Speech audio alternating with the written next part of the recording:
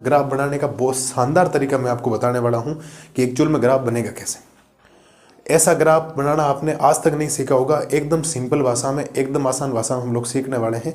Graph बनाने के बाद हम लोग, तो मैं आपको ग्राफ बनाना सिखाता हूँ। ग्राफ एक्चुअल में बनेगा कैसे। एग्जाम में ग्राफ आ जाए तो ग्राफ आपको दिया जाएगा। ग्राफ के ऊपर आपको जो पेज होगा उस पेज के साथ आप लोग दो हिस्से करेंगे। पहली बात तो आप लोगों को समीकरण लिखने हैं, जो दोनों समीकरण दे रखे हैं। एक समीकरण है आपके पास x प्लस का 3y बराबर 6, समीकरण संख्या 1। और एक समीकरण है आपके पास 2x माइनस का 3y बराबर हो जाएगा कितना, 12। ये हो गया समीकरण संख्या 2। एक बात विशेष तौर पर ध्यान रखें, ग्राफ बनाते वक्त एक बात आपको दिमाग में रखनी है, ये जो अचर पद है वो हमेशा बराबर के उधर होना चाहिए। हो गया यहाँ पर। फिर आपको करना क्या है, इसको यहाँ से दो भागों में बांट दो ना। एक मिनट रुकना। इसको हम लोग यहां से कितने भागों में बांटने वाले हैं, एक से। इधर आपको लिखना है समीकरण 1 से। इधर कौन से समीकरण से लिखना है, समीकरण 1 से। इस लाइन को और मिटाते हैं और थोड़ा पास में लिखते हैं, क्योंकि जगह में हमें ग्राफ भी अच्छी तरीके से बनाना। समीकरण 1 से लिखना है, इधर आपको लिखना है समीकरण 2 से। बहुत बेहतरीन तरीके से आपको मैं चीज़ें बताने वाला हूँ, चिंता मत करना आप लोग। शानदार तरीके से हम लोग करने वाले। ग्राफ का बहुत शानदार मेथड है अपने पास। और समीकरण 1 अगर हम लोग लिखेंगे, तो समीकरण 1 आपको कह रहा है कि x प्लस का 3y बराबर 6। अब आपने ज़्यादातर सुना होगा किसी टीचर से, कभी x की वैल्यू 0 रखते हैं, कभी y की वैल्यू 0 रखते हैं, कभी x की वैल्यू 1 रखते हैं, कभी -1 रखते हैं, कभी 2 रखते हैं। ऐसा नहीं करना, क्योंकि आपके दिमाग में एक वजन बढ़ेगा और दिमाग में थोड़ा सा भार ये बढ़ जाएगा। आपको पता नहीं लगेगा मुझे एक्चुअल में क्या रखना चाहिए, मुझे एक्चुअल में क्या रखना चाहिए। वो थोड़ा सा उनको करने के लिए आपको मैं चीज़ें समझा रहा हूँ, किस हिसाब से आपको काम करना है। आपको हमेशा फिक्स करना है कि x का मान 0 रखोगे तो y का मान आ जाएगा, और y का मान 0 रखोगे तो x का मान आ जाएगा। और ग्राफ में दो वैल्यू की जरूरत पड़ती है ज़्यादातर, ध्यान रखना इस बात को। चलिए सर, इस समीकरण में आप लोग सबसे पहले लिखोगे x बराबर 0 रखने पर, x बराबर 0 रखने पर जैसे आप लोगों ने x की वैल्यू 0 रखी तो x की जगह 0 प्लस का 3y बराबर 6 हो जाएगा, और यहाँ 3y बचेगा बराबर 6 हो जाएगा। और यहाँ से आप लोग कहोगे साहब y की वैल्यू कितनी आई आपके पास, 2 आ गई, क्योंकि 3 का भाग चला जाएगा ना।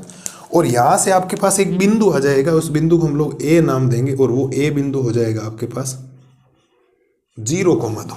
समझने का प्रयास करें साहब। 3 का भाग 6 में गया कितनी बार, 2 बार।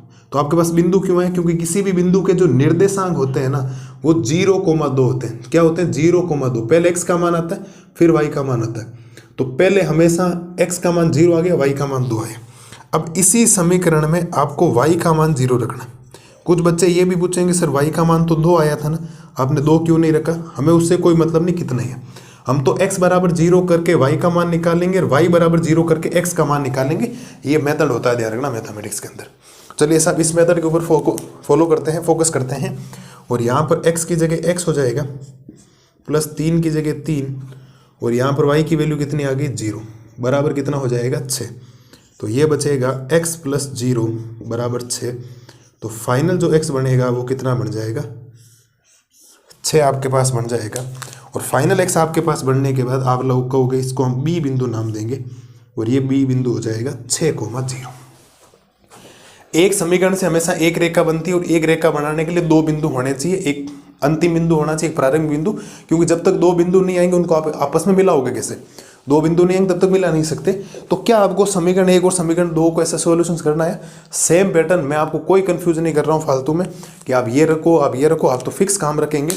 आप जब भी समीकरण 1 लेंगे उसमें अगर आपने x का मान 0 रखा तो वो x को कैंसिल करके y का मान आ जाएगा, और y का मान 0 रखने पर x का मान आ जाएगा। दो बिंदु आपके सामने आ गए। सेम टू सेम समीकरण संख्या 2 में भी हम लोग कुछ ऐसा करने वाले। तो आपका समीकरण 2 क्या है सर, समीकरण 2 है आपके पास 2x माइनस का 3y बराबर हो जाएगा 12। बराबर क्या हो गया, 12 हो गया। सेम काम हम लोग यहां पर करने वाले हैं। पहला काम x बराबर 0 रखने पर, x बराबर क्या रखने पर, 0 रखने पर।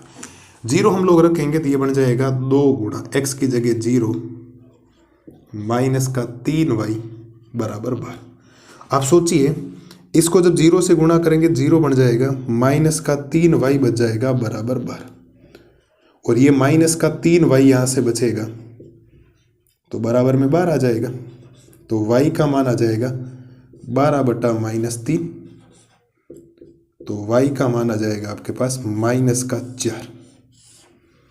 ये माइनस रहेगा, ध्यान रखना इस बात को, ठीक है। और यहाँ से हमारे पास b के बाद एक c बिंदु आएगा, उसके निर्देशांक हो जाएंगे 0, -4।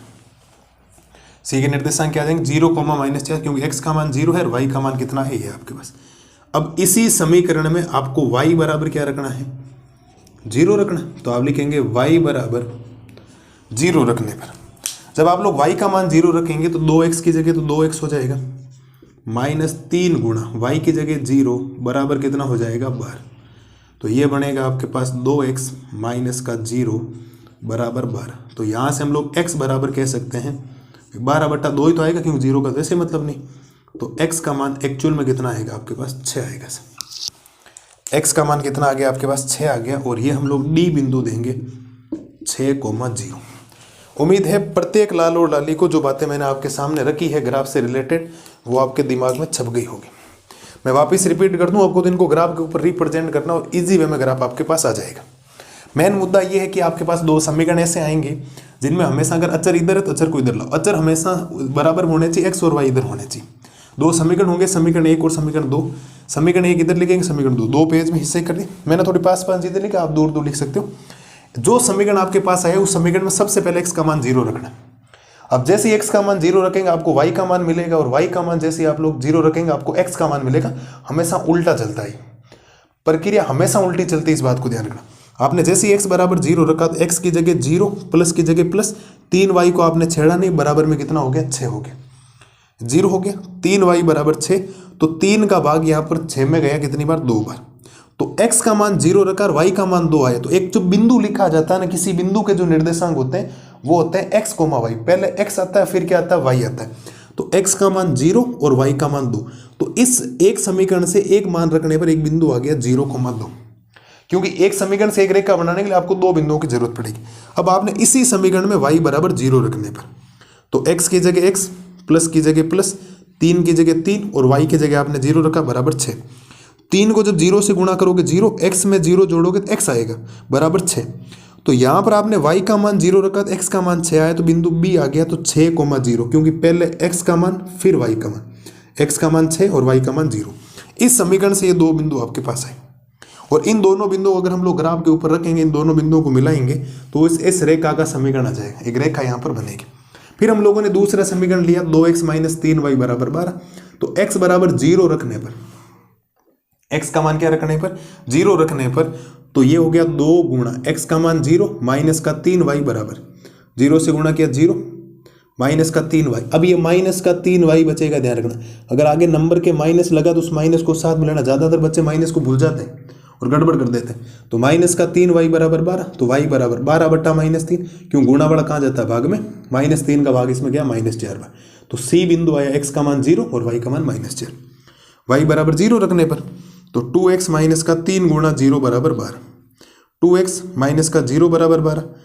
तो यहाँ पर ये 0 तो वैसे भी खत्म हो गया आपके, तो x बराबर गुणा वाला भाग में गया और x का मान 6 आ गया। ये आपके पास बिंदु आ गए, और बिंदु आने के बाद केवल और केवल ग्राफ में आपको केवल और केवल ये हमारे पास जो जादुई यंत्र है उसकी मदद से आपको क्या करना है, ग्राफ बनाना। और इसकी मदद से हम लोग ग्राफ बना लेंगे, कोई समस्या है नहीं। बनाते सब, थोड़ा ध्यान देना इधर, बढ़िया तरीके से एक एक चीज़ को देखो, एक एक चीज़ समझते हैं, और ग्राफ आपको बनाना है। पूरी ग्राफ की जितनी डिटेल हो सकती है मैं आपको साथ के साथ पूरी बता दूं।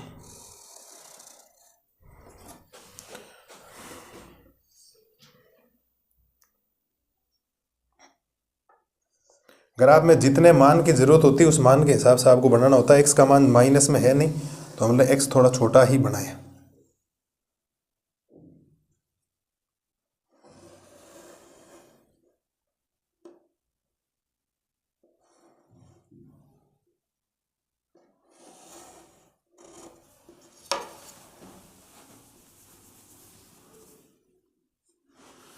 ये हमारे पास आ गया। अभी इन बिंदुओं को सबको मिलाना है, करना वो हम लोग करने वाले हैं।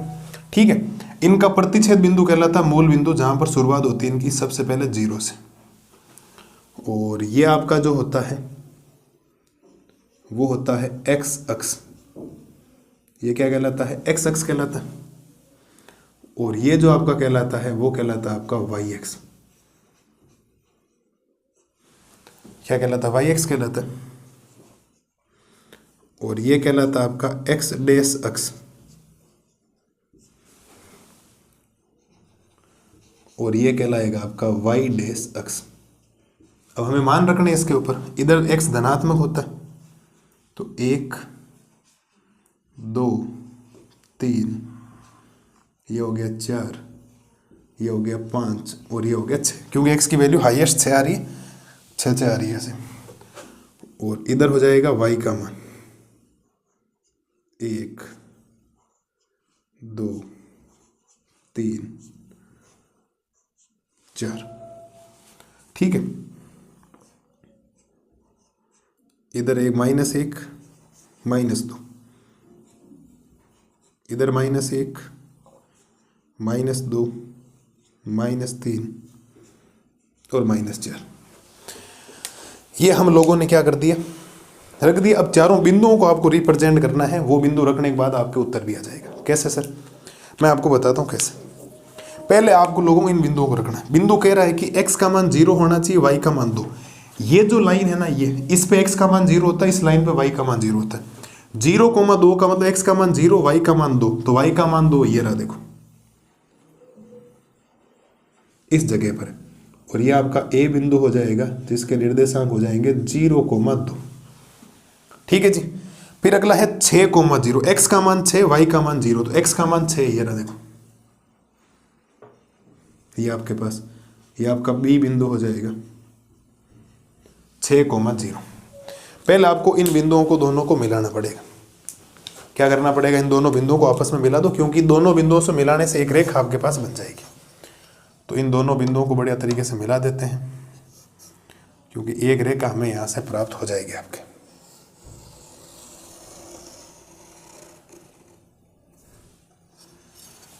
ये लो सर, यहां से आपके पास एक रेखा प्राप्त हो जाएगी। अभी इस रेखा का समीकरण जो है वो पहला बाद में लिख देंगे। तो अब मुझे दूसरा बिंदु भी रखना है, बिल्कुल रखना सर। दूसरा क्या है? 0, -6, x का मान 0, y का मान -4, तो ये रहा इधर, ये C बिंदु है 0, -4। फिर है 6,0, तो 6,0 तो यही हो गया ना वापिस। तो यहां पर ये D बिंदु वापिस हो गया 6,0, क्योंकि दोनों बिंदु एक ही जगह आपके, कोई समस्या नहीं। आ सकते हैं ऐसा सवाल, और एग्जाम में ज़्यादातर इस पैटर्न के सवाल आते हैं जहाँ से रेखाएं एक ही बिंदु से गुजरती, वो आप चिंता मत करना। ठीक है, तो हम लोग यहाँ से इसको गुजारेंगे तो ये कुछ इस प्रकार से गुजर जाएगी। ठीक है, और यहाँ हम लोग इसको यहाँ पर दे देंगे और ये यहाँ पर गुजर गए। ठीक है, अभी और बातें खूब सारी लिखने के लिए वो हमें लिखनी, बाकी ग्राफ बन गया, क्योंकि ग्राफ का एक प्रतिच्छेद बिंदु भी आता है ना, वो आपके पास प्रतिच्छेद बिंदु आ गया साहब। इस बार ये रहा, देखो दोनों रेखाएं इस बिंदु पर प्रतिच्छेद कर रही है, वो बिंदु है 6,0। कौन सा बिंदु है? 6,0। तो ये समीकरण है आपके पास x प्लस का 3y बराबर 6 हो गया।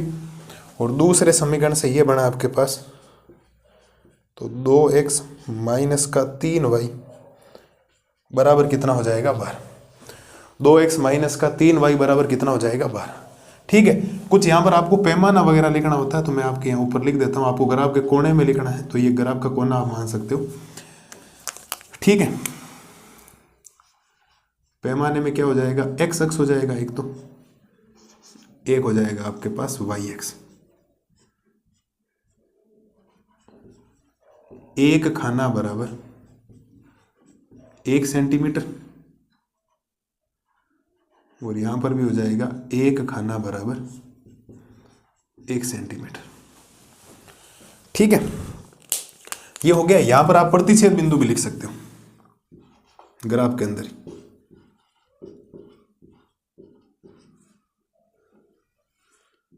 प्रतिच्छेद बिंदु 6,0। प्रतिच्छेद बिंदु क्या कहलाएगा? 6,0, क्योंकि दोनों रेखाओं का। ये लो साहब, इससे शानदार मेथड कोई नहीं बता सकता आपको। इतना इजी वे में आपको बता दिया है कि दोनों रेखाएं एक दूसरे को प्रतिच्छेद कर रही है 6,0 पर। सारी बातें आप लिख सकते हो। अगर आप एक बड़ा आएगा तो आप एकदम खुला खुला सारी चीज़ें लिख सकते हो। वैल्यू भी आपको इक्वल मिलेगी और ये भी आप लोग बढ़िया तरीके से इसको कर सकते हो। उम्मीद है आपको ग्राफ बेहतरीन तरीके से समझ में आ गया होगा। आप स्क्रीनशॉट वगैरह ले सकते हैं। शानदार तरीके से मैंने आपको चीज़ें बताई, बहुत बेहतरीन तरीके से आपको ग्राफ बताया, क्योंकि आरबीएसई बोर्ड में तो ग्राफ आएगा भी नहीं एग्जाम में, ध्यान रखना, क्योंकि ये तो 4 नंबर में ग्राफ बनता था। आरबीएसई बोर्ड में हाईएस्ट 2 नंबर का सवाल आता है इस चैप्टर में से। कितने नंबर का आता है? 2 नंबर का। तो कोई दूसरे वाले बोर्ड से हैं तो वो आप देख सकते हो। बाकी आरबीएसई वाला ग्राफ बनाना तो सीख लो, क्या पता कोई एक लाइन का ग्राफ बनाना पूछ ले, बोल दे x+3y = 6 का ग्राफ बनाइए। एग्जामिनर है भाई साहब, आपसे 2 कदम आगे चलेगा। एक समीकरण दे दिया और उसका ग्राफ पूछ ले तो एक रेखा बनेगी? भरोसा मत करना उसका बिल्कुल भी। नंबर काटने के लिए उतावला बेटा हो।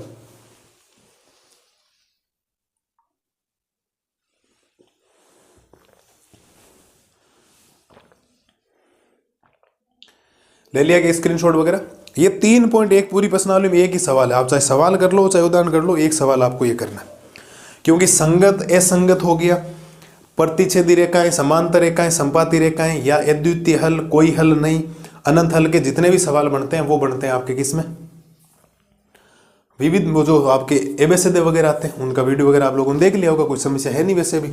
और इसमें से आपको 3.1 में से ये सवाल आपको ध्यान रखना। बाकी किसी भी सवाल को करने की जरूरत है नहीं, आप इसको कर लेंगे तो आपका काम हो जाएगा। 3.1 में आप कुछ भी नहीं करें, ओनली फॉर इसको कर ले। संगत असंगत के जितने सवाल हैं वो मैं आपको उसमें लाइव क्लास में करवा चुका हूँ। बोलो सर, कोई समस्या है क्या किसी भी प्रकार की? ग्राफ बनाना आपको आना चाहिए।